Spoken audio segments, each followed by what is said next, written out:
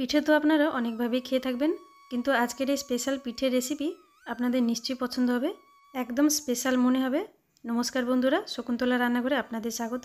আজকের পিঠে চাল ডাল ছাড়াই তৈরি করব। একদম নরম তুলতুলে হবে আর ভীষণ টেস্টি, আর তৈরি করা ভীষণই সহজ, খুব কম সময়ে রেডি হয়ে যাবে। এই শীতের মধ্যে যদি মনে হয় ঝটপট কিছু পিঠে খেতে ইচ্ছে করছে, তাহলে এই পিঠের রেসিপি একবার অবশ্যই ট্রাই করুন, আপনার খুব পছন্দ হবে। তাহলে চলুন রেসিপি স্টার্ট করি। পিঠের জন্য আগে ঝটপট পুর তৈরি করে নেব। তার জন্য গ্যাসে একটা কড়াই বসিয়ে দিয়েছি। কড়াইতে অল্প কিছুটা জল দিয়ে দিলাম। এখন জলটা একটু গরম হয়ে যাওয়ার জন্য অপেক্ষা করব। জল হালকা গরম হয়ে গেলে এখানে আমি হাফ বাটি মতো গুড় নিয়েছি। গুড়টাকে জলের মধ্যে দিয়ে দেবো, দিয়ে একটু মিক্স করে নেব। আর জলের মধ্যে গুড়টা মেল্ট হতে দেবো। একটু গুড়টা মেল্ট হতে শুরু করলে এখানে আমি দিয়ে দেবো নারকেল কোড়া। এখানে আমি এক বাটি মতো নারকেল কোড়া নিয়েছি। এবার গুড় আর নারকেল ভালো করে মিক্স করে নেব, আর নেড়ে চেড়ে শুকনো হওয়া অবধি পুর তৈরি করে নেব। যদি আপনারা কচি নারকেল ব্যবহার করেন তাহলে আর জল দেওয়ার দরকার নেই। জল না দিয়ে নারকেল আর গুড় এভাবে মিক্স করে নেবেন। দেখুন 3-4 মিনিট মতো নেড়ে চেড়ে গুড়ের জলটা শুকিয়ে এসেছে। এবার এতে ছোটো চামচের 1/4 চামচ দেবো এলাচ গুঁড়ো, আর 1/4 চামচ গোলমরিচ গুঁড়ো। যদি আপনারা এই নারকেলের পুরের মধ্যে কোনোদিনও গোলমরিচ গুঁড়ো না দিয়ে থাকেন, তাহলে একবার গোলমরিচ গুঁড়ো দিয়ে দেখবেন, খুব সুন্দর ফ্লেভার আসবে, খেতেও খুব ভালো লাগবে। দেখুন এখানে নারকেল পুরটা একদম রেডি হয়ে গেছে, শুকনো শুকনো হয়ে গেছে। এবার গ্যাসের ফ্লেমটা অফ করে দেবো। পুরটা নামিয়ে নেবো আলাদা বাটিতে, দিয়ে একদম ঠান্ডা করে নেব। যতক্ষণ ঠান্ডা হচ্ছে এদিকে একটা বাটিতে সুজি নিয়েছি। সুজিটা একটা বড় বাটিতে ঢেলে নিচ্ছি, আর সেই সেম বাটির মাপে এক বাটি দুধ নিয়েছি। এটা কাঁচা দুধ নয়, দুধটা আগে ফুটিয়ে ঠান্ডা করে নিয়েছি, মানে নর্মাল টেম্পারেচারে দুধটা নিয়েছি। 1-2 পিঞ্চ নুন দিয়ে দেবো, দিয়ে সব কিছু ভালো করে মিক্স করে নেব। যতটা সুজি নেবেন সেই একই মাপে দুধও নিয়ে নেবেন।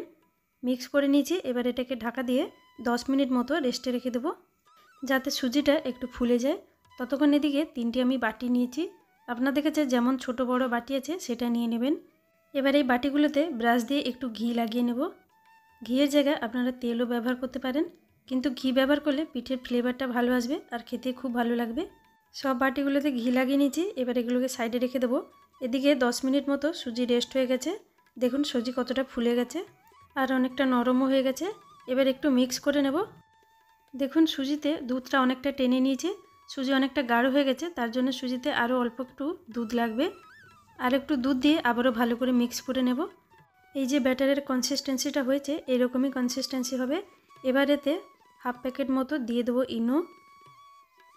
ইনোটাকে অ্যাক্টিভেট করার জন্য আমি দিয়ে দেবো 2 চামচ মতো জল, দিয়ে মিক্স করে নেব। ইনো এখানে হাফ প্যাকেট মতো দিলেই হবে, পুরোটা দেওয়ার দরকার নেই। যদি ঘরে ইনো নেই বা না দিতে চান, তাহলে 1/4 চামচ বেকিং সোডা নিয়ে নেবেন। এবার ভালো করে মিক্স করে নেব। দেখুন ব্যাটারটা অনেকটা গাঢ় হয়ে গেছে। ইনো দেওয়ার পরে অনেক বেশি মিক্স করার দরকার নেই, অল্প একটু মিক্স করতে হবে। এবার যেই বাটিতে ঘি লাগিয়ে রেখেছিলাম তাতে অল্প অল্প ব্যাটার দিয়ে দেবো, 1 হাতার মতো। প্রথমে বেশি দিয়ে দেবেন না, 1 হাতা মতোই দিতে হবে। এবার এর ওপর থেকে আগের থেকে তৈরি করে রাখা নারকেলের পুর এরকম কিছুটা হাতে নিয়ে গোল করে একটু চ্যাপটা করে নিয়ে দিয়ে দেবো ওপর থেকে। সব বাটিতেই নারকেলের পুর দিয়ে দেবো। নারকেলের পুর দেওয়ার পর ওপর থেকে আবারও কিছুটা সুজির ব্যাটার দিয়ে দেবো 1 হাতা করে। নারকেলের পুর ঢাকা পড়ে যাওয়া দরকার। খেয়াল রাখবেন বাটি পুরো ভর্তি করে দিয়ে দেবেন না ব্যাটার, কারণ পিঠেগুলো স্টিম হওয়ার পর একটু ফুলে উঠবে, তার জন্য বাটিতে একটু জায়গা রাখতে হবে। ব্যাটার দিয়ে দেওয়ার পর বাটি একটু ট্যাপ করে নিতে হবে। এবার এদিকে দেখুন আমি আগে থেকে একটা কড়াইতে জল গরম করতে রেখে দিয়েছিলাম। কড়াইয়ের মধ্যে একটা স্ট্যান্ড রেখে দিয়েছি।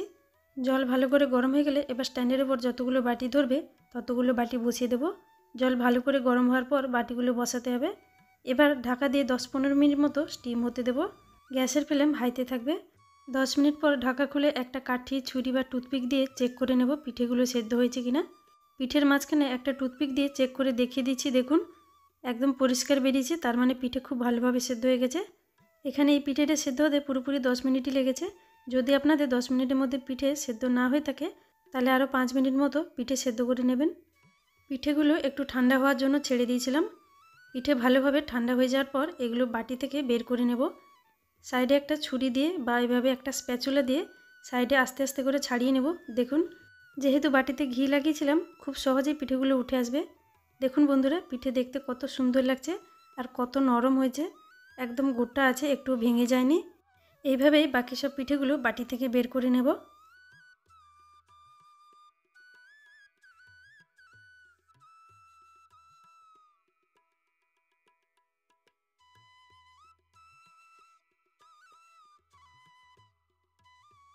সব পিঠেগুলো বাটি থেকে বের করে নিয়েছি। এখানে দেখুন আমি একটা অন্য বাটিতেও বানিয়ে নিয়েছিলাম। কত সুন্দর হয়েছে। যে কোনো বাটিতে বানিয়ে নেবেন, খুব সুন্দর তৈরি হবে। এবার একটা ছুরি দিয়ে মাঝখান থেকে আমি কেটে দেখিয়ে দিচ্ছি। পিঠেটা কাটার সময় বুঝতে পারছেন যে কত নরম পিঠে তৈরি হয়েছে, খুব স্পঞ্জি আর পুরো ঠিকঠাকভাবে দেওয়া হয়েছে। যেমন দেখতে সুন্দর লাগছে, খেতেও অনেক অনেক টেস্টি হয়েছিল বন্ধুরা। আপনারা বাড়িতে অবশ্যই একবার ট্রাই করবেন। এই পিঠেটা বাচ্চাদের টিফিনেও আপনারা দিতে পারেন, বা কোথাও ট্রাভেলের জন্য নিয়ে যাওয়ার জন্য, বা ঘরে এমনি বানিয়ে খেতে পারেন। দারুণ টেস্টি লাগে। তাহলে আশা করছি আজকের রেসিপি ভালো লেগেছে। ভালো লাগলে একটা লাইক শেয়ার অবশ্যই করবেন। তাহলে আজ এই পর্যন্ত, চলে আসবো আরেকটা রেসিপি নিয়ে। ততক্ষণ ভালো থাকবেন, সুস্থ থাকবেন। Thanks for watching.